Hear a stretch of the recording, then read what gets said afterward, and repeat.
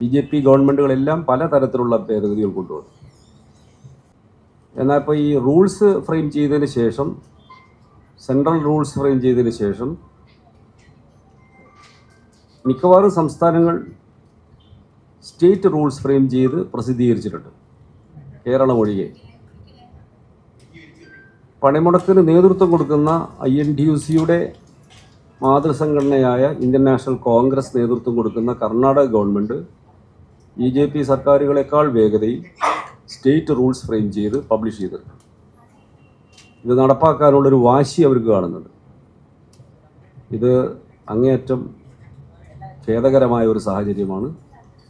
INTUC ഉൾപ്പെടെ 10 ദേശീയ trade യൂണിയനുകൾ ദേശവ്യാപകമായി പണിമുടക്ക് സമരം നടത്തുമ്പോൾ INTUC, ഇന്ത്യൻ നാഷണൽ കോൺഗ്രസ് ഇങ്ങനെയൊരു നിലപാടെടുക്കുന്നത് BJP-യേക്കാൾ വേഗതയിൽ നടപ്പാക്കാൻ വാശി പിടിക്കുന്നത് ഒഴിവാക്കേണ്ടതായിരുന്നു.